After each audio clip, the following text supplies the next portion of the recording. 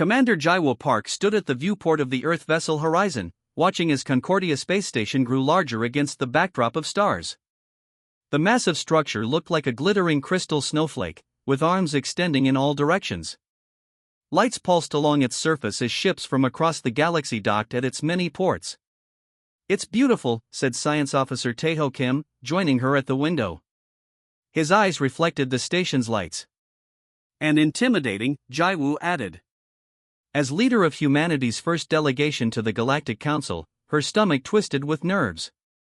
After decades of searching the stars for alien life, first contact had come just 8 months ago when the Council's message reached Earth. Now, 6 humans represented their entire species to the 27 spacefaring civilizations that formed the Council. The ship's pilot spoke through the intercom. "Commander, we're cleared for docking.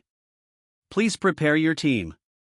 Jaiwoo nodded to Taeho, who gathered the others: Security Chief Do-Hyun Lee, Medical Officer Hannah Cho, Engineer Juno Kong, and Communications Specialist Min Ji-yoon.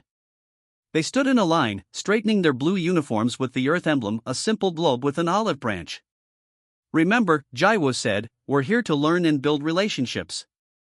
Each of you was chosen for your expertise, but also for your ability to adapt. Whatever happens, stay calm and observe." The docking procedure completed with a gentle bump. When the airlock opened, they were greeted by a delegation of 3 different alien species. The leader stepped forward, a tall, mantis-like being with 4 arms and a hard exoskeleton that shimmered green in the light. "Welcome to Concordia. I am Chief Liaison Sora of the Vespid Collective. We will escort you to your quarters before the formal reception." As they walked through the station corridors, Jaiwoo noticed something odd. The station was divided into different climate zones, which made sense for diverse species. But many aliens wore sealed environmental suits in certain areas and carefully avoided specific corridors marked with blue symbols. "Taeho," she whispered, "notice the blue markings? Everyone's avoiding those sections." He nodded. "And those pipes running along the ceiling? They're heavily shielded." Their quarters were comfortable but simple, a suite with individual sleeping pods and a common area. Once alone, the team compared observations. "Did you see how they reacted when Engineer Juno took a sip from his water bottle?" Hannah asked. The insectoid one, Sora, stepped back quickly. "They're hiding something," Do-Hyun said, checking the room for surveillance devices. Jaiwoo shook her head.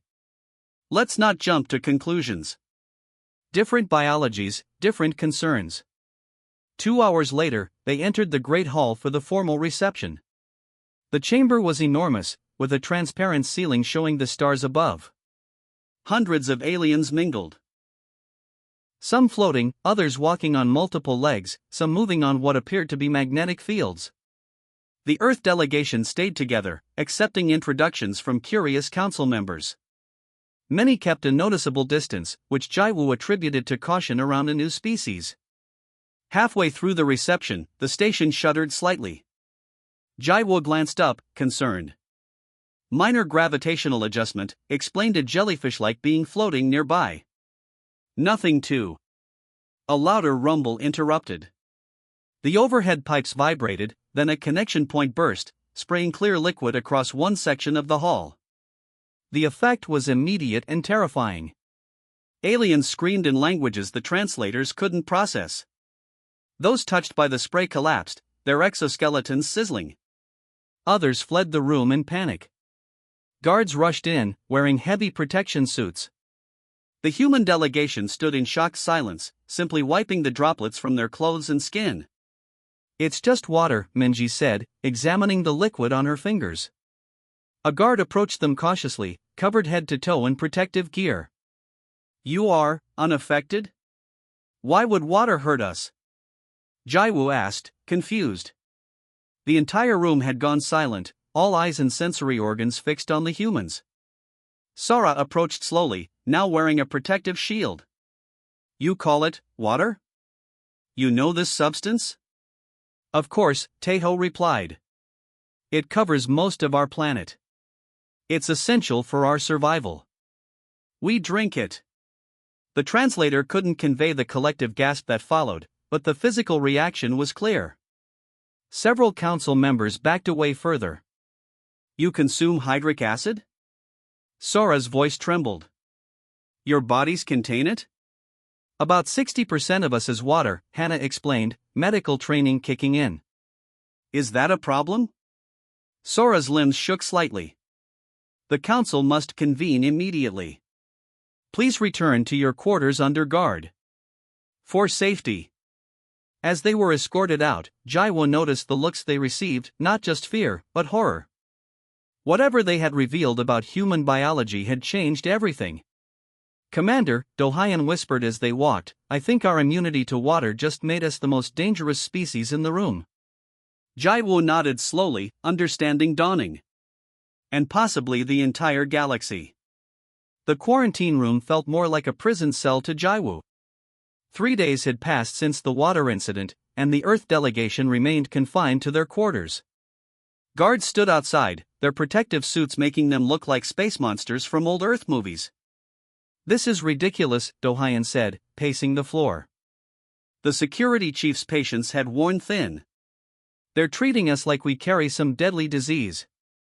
In their eyes, we do, Taeho replied, looking up from his datapad. The science officer had been studying what little information they could access about council species. Our bodies are literally filled with something toxic to them. Jaiwo watched through the viewport as ships arrived and departed. Word of the water-immune humans had spread quickly. The station had become busier, with representatives from distant worlds rushing to Concordia for emergency meetings. Commander, Minji called from the communications station. Someone's coming. The door slid open to reveal a new alien, smaller than Sora, with 4 delicate, iridescent wings that fluttered nervously. Its body resembled a moth, covered in soft blue fur with large compound eyes that reflected the room in hundreds of tiny images. I am head scientist Nara of the Ardelian cluster, the alien said, its translator producing a soft, musical voice.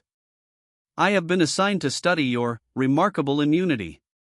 Unlike others, Nara wore only minimal protection, a thin field generator that created a slight shimmer in the air around its body. Study us? Hannah asked cautiously. Are we research subjects now? You must understand our position, Nara replied, settling onto a chair designed for non-human anatomy. You have demonstrated immunity to one of the most corrosive and dangerous substances known in the galaxy.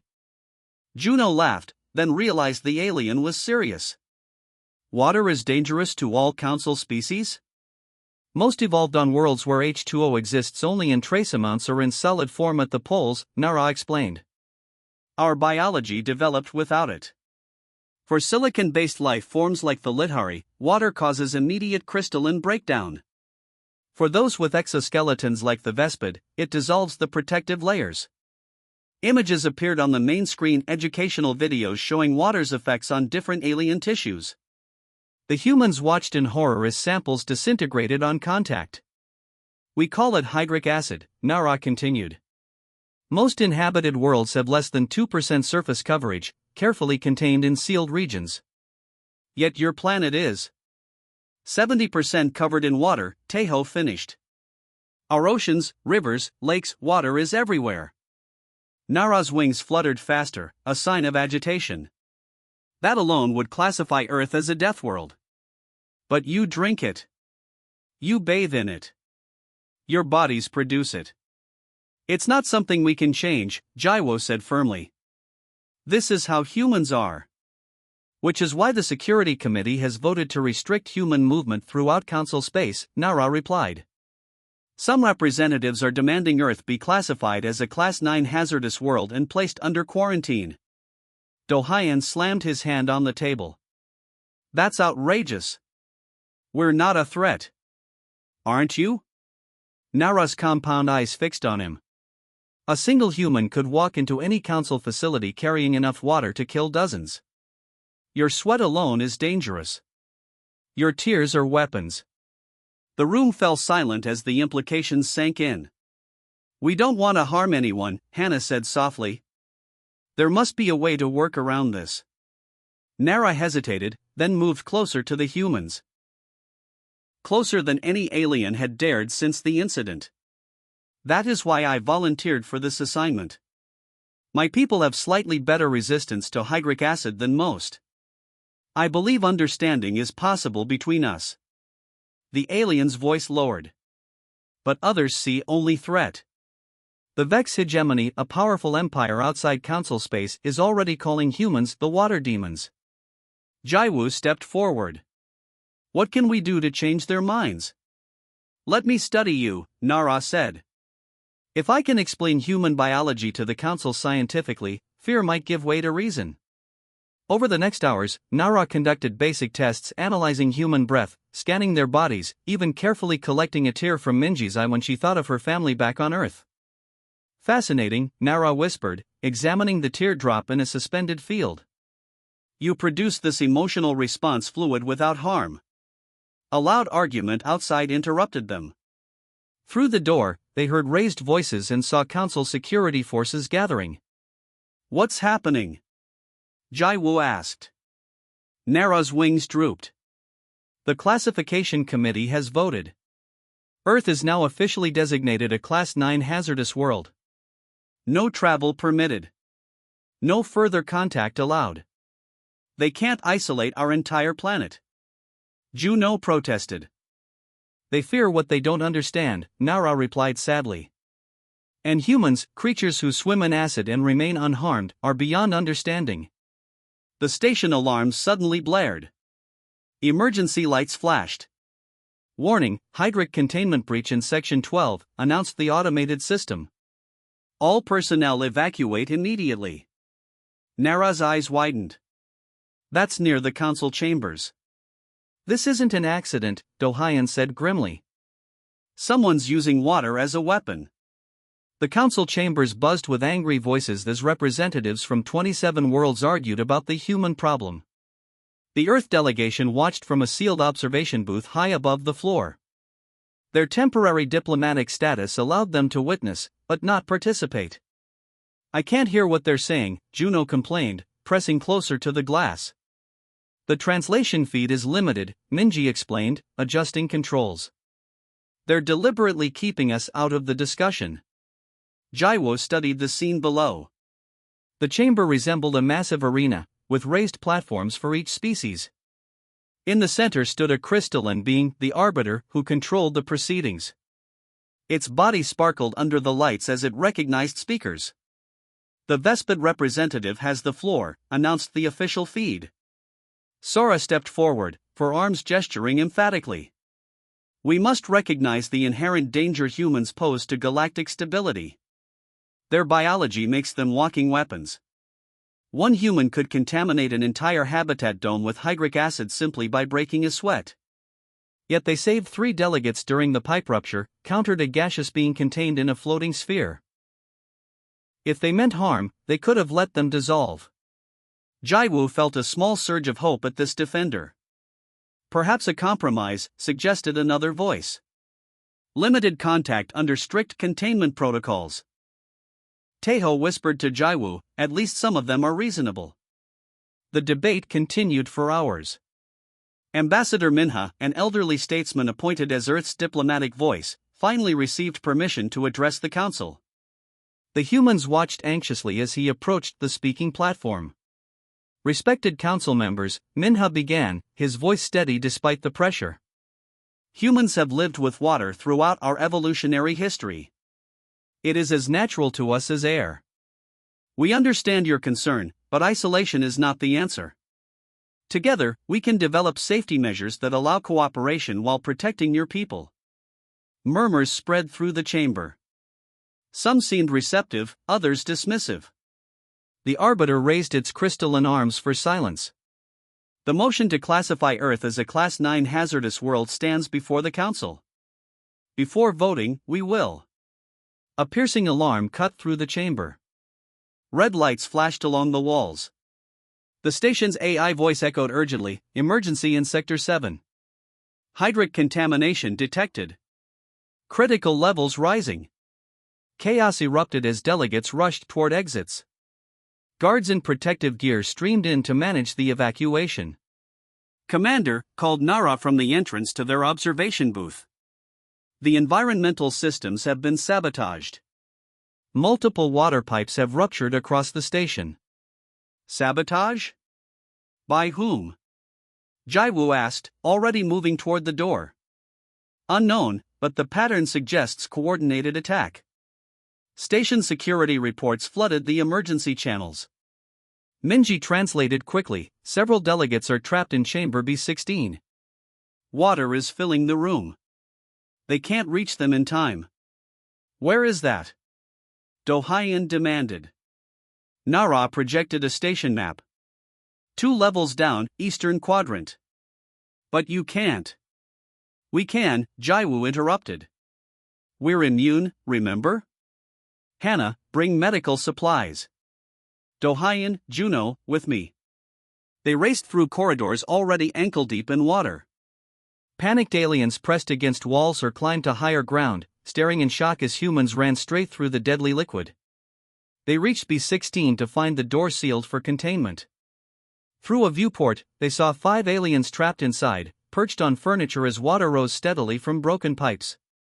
2 already showed signs of exposure, their exoskeletons partially dissolved. The override won't work, Juno said, examining the door controls. It's locked from inside. We need to break it open, Do-Hyun suggested. No, Juno replied. That would release more water into the corridor. Jaiwoo studied the room's layout, noticing a maintenance hatch in the ceiling. There, she pointed. We can enter through the service tunnels.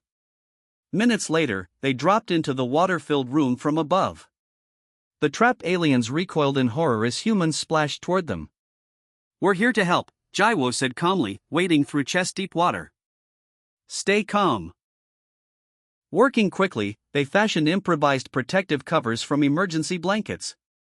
Hannah treated chemical burns with specialized gel while Do-Hyun carried the most injured alien to safety. Hours later, after the station's systems were restored and the water contained, the council reconvened. This time, the Earth delegation stood on the main floor, still wet from their rescue efforts. Evidence suggests this attack was orchestrated by the Vex hegemony, reported a security officer.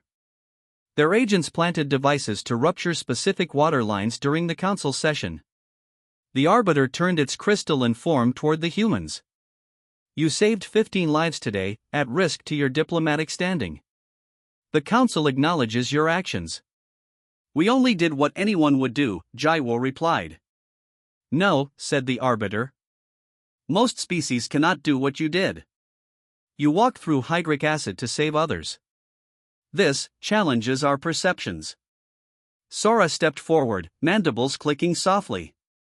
I propose we temporarily suspend the classification vote pending further investigation. Perhaps humans are more complex than we initially assessed. As the council murmured agreement, Nara approached Jaiwoo quietly. You've bought some time, but the fear remains. The Vex wanted to prove humans are dangerous by forcing you to reveal your water immunity as a weapon. Instead, you showed it could be a tool for rescue. Will it be enough? Jaiwoo asked. It's a start, Nara replied. But the Vex won't stop here. Their strategy is clear, they want to prevent Earth from joining the Council at any cost. 2 weeks after the attack on Concordia Station, Jaiwoo found herself in a position she never expected, standing before the full Galactic Council, not as a prisoner or oddity, but as someone offering help. The proposal is unusual, admitted the Arbiter, its crystalline form reflecting the chamber lights. Humans serving as special emergency responders for water-related incidents. Not just unusual, dangerous, countered Sora of the Vespid. Though less hostile than before, caution still edged the alien's voice. Giving humans access to our worlds creates security concerns. With respect, Jaiwoo replied, the recent attack proves the Vex hegemony is already using water as a weapon against you. Who better to counter that threat than those naturally immune to it? The council chamber remained divided. Some representatives nodded in agreement while others chittered nervously among themselves. Nara stepped forward from the scientific delegation. Over the past weeks, the moth-like alien had worked closely with the humans, particularly with Taeho and Hannah. My team has made significant discoveries about human physiology, Nara announced, wings fluttering with excitement. Their cellular structure contains protective mechanisms against water that might, with further research, be adaptable to other species. This revelation sent a wave of murmurs through the chamber. "You suggest we could develop resistance?" asked a silicon-based representative, voice crackling through the translator. "Limited resistance, yes," confirmed Tejo, standing beside Nara. "Not enough to swim in it, but perhaps enough to survive brief exposure without catastrophic damage." The debate might have continued for hours if not for the urgent message that flashed across the chamber's central display. The emergency signals from the colony world Proxima 7 showed scenes of devastation, water bombs detonating in population centers, blue liquid seeping through streets as colonists fled in terror. "The Vex have escalated their attacks," reported the emergency coordinator. "They've deployed hydric weapons across the northern continent. Our forces cannot approach the contaminated zones." The council fell silent, the horror of the situation apparent to all. Finally, the arbiter spoke. "Commander Park, you claimed humans could help in such emergencies. Are your people prepared to prove this?" Jaiwo straightened her shoulders. "We are." Within hours, Earth received the distress call and responded. A specialized team of 50 humans, firefighters, hazardous material experts, and medics boarded council ships bound for Proxima 7. Jaiwo led them, with Dohayan handling security and Hannah overseeing medical operations. When they arrived 3 days later, the situation had worsened. Water had contaminated nearly a third of the colony's main city. Hundreds of aliens suffered from exposure, their bodies damaged where the liquid had touched them. "Set up triage here," Hannah directed as they established their base camp at the edge of the contamination zone. "Remember your training, what's harmless to us is deadly to them." Juno organized engineers to create water barriers and drainage systems, while Dohayan's security team searched for remaining Vex weapons. The colonists watched in amazement as humans walked directly into flooded areas, carrying specialized equipment. Jaiwo led a team into the city center, where a group of school children remained trapped in an upper floor of a learning center, water rising below them. "Stay back from the edges," she called up to the frightened young aliens. "We're coming to get you." The rescue teams worked tirelessly, wading through knee-deep water that would have killed any council species. They carried victims to safety, neutralized water sources, and gradually reclaimed the city. On the third day, as Jaiwo helped an elderly colonist to safety, she noticed small camera drones hovering nearby. Their footage was being transmitted across council space, humans walking through water, carrying injured aliens, working without fear in conditions lethal to others. That evening, as teams rested between shifts, Nara arrived with news from the council. "Public opinion is shifting," the scientist reported, settling beside Jaiwo outside the command tent. "Seeing humans use their immunity to save others rather than harm them. It changes perceptions. Will it be enough?" Jaiwo asked, exhaustion evident in her voice. "The council has already voted to fast-track research on water-resistant technologies," Nara replied. "They've allocated significant resources to our joint project."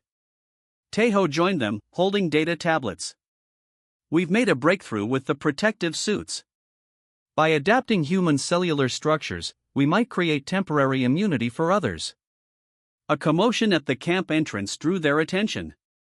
A delegation of colony elders approached, each wearing protective gear but moving with purpose toward the humans. Their leader, a tall spindly being, stopped before Jaiwo and performed a complex gesture, touching forehead, heart, and hands in sequence. "This is the blessing of ancestors," Nara whispered. "Their highest honor. Your people walked through death to bring life," said the elder through a translator. "We called you dangerous creatures, yet you risked yourselves for our children. Perhaps it is not your immunity to water that makes humans special, but what you choose to do with that gift." As night fell on Proxima 7, Jaiwo watched humans and aliens working side by side, still cautious, still learning, but no longer separated by fear alone. What had begun as terror at humanity's strange biology was slowly transforming into something unexpected: respect. 1 year after the water incident on Concordia Station, Jaiwo stood in the Great Council chamber once again. This time, no barriers separated her from the other species. No guards watched her with suspicion. Instead, she waited at the center of the chamber as representatives from 27 worlds prepared to vote on Earth's membership. The chamber had changed since her first visit. New hydraulic safety systems lined the walls, technology developed jointly by human and council engineers. More importantly, attitudes had shifted. The aliens no longer flinched when humans approached, though most still maintained a respectful distance. Representatives of the Galactic Council, announced the Arbiter, its crystalline form glowing softly, we gather to consider the admission of Earth as the 28th member world. Jaiwo glanced at her team standing nearby. Taeho looked proud, Hannah nervously adjusted her uniform, while Do-Hyun maintained his serious expression despite the historic moment. Juno and Minji exchanged excited glances. Before the vote, continued the Arbiter, we recognize the unique position Earth would hold within our alliance. No other water-dominant world has joined the Council. No other species carries within them what was once considered a deadly substance. Sara stepped forward from the Vespid platform. Once their strongest opponent, the mantis-like alien had gradually become an important ally. When humans first arrived among us, we saw only threat, Sora admitted, mandibles clicking softly. We failed to recognize the potential benefits of their different biology. The rescue operations on Proxima 7 and 3 other colonies have proven that humans offer unique capabilities to our collective security. Across the chamber, representatives nodded in agreement. The past year had seen multiple Vex attacks using water as a weapon, and each time, human teams had responded, saving countless lives. Furthermore, the Arbiter continued, the scientific advances resulting from our cooperation have exceeded expectations. At this cue, Nara fluttered to the center of the chamber, joining Jaiwoo. The scientists' wings had grown more vibrant over the months of working with humans, their color deepening to a rich purple. We present the first generation of hydraulic protection technology, Nara announced proudly. On a nearby platform, 6 aliens of different species stepped forward. Each wore a thin bodysuit that shimmered slightly, the result of countless hours of research combining human cellular properties with council technology. An assistant sprayed a small amount of water onto each volunteer's protected arm. Where once this would have caused screaming pain and tissue damage, the water now beaded on the surface of the protection suits, causing no harm. A murmur of amazement spread through the chamber. Limited exposure is now possible, explained Nara. 10 minutes of direct contact without damage. The next generation will extend this to 30 minutes. The vote stands before the Council, announced the Arbiter. On the admission of Earth as a full member world, with special status as water specialists. The voting process took only moments. The result appeared on the central display, unanimous approval. Jaiwoo felt a surge of emotion as the chamber erupted in the various sounds of alien applause, clicking mandibles, vibrating membranes, pulsing light patterns. Furthermore, the Arbiter continued once the chamber quieted, we established the Aquatic Response and Research Division, to be headquartered on Earth under Commander Park's leadership. This was unexpected. Jaiwoo looked to Ambassador Minha, who nodded encouragingly. The division will train multi-species teams in water management, emergency response, and developing hydraulic technologies, continued the Arbiter. Earth's oceans will serve as the perfect training ground for these specialized forces. Later that evening, during the formal celebration, Jaiwoo found a quiet moment with Nara on an observation deck overlooking the stars. The first graduates of the training program mingled below 20 aliens now wearing the advanced protection suits that allowed them brief exposure to water. Did you ever imagine this outcome when we first met? Jaiwoo asked. Nara's wings fluttered thoughtfully. Never. I expected to study dangerous creatures and recommend containment. Instead, I found partners. And friends, added Jaiwoo. Indeed. Nara gestured toward the celebration below. Look at them. A year ago, the mere thought of water caused panic. Now they volunteer to train with it. Taeho approached, carrying 3 drinks, 2 standard council beverages and 1 glass of clear water for Jaiwoo. The next research phase begins next month, he said excitedly. We're exploring ways to use water as an energy source for council ships. If successful, it could revolutionize space travel. Jaiwo nodded, watching as one brave alien trainee carefully removed a protective glove and touched a single drop of water with a protected finger, a demonstration that would have been unthinkable a year earlier. To new beginnings, she said, raising her glass of the substance that had almost kept humanity isolated from galactic society. To water, Nara replied, raising her own non-aqueous drink, and to the strange humans who showed us it could be more than a weapon. It could be a bridge. Below them, Earth's position in the galaxy had been transformed not through military might or technological dominance, but through the simple accident of evolution that made humans immune to what others feared most. Their greatest difference had become their greatest contribution.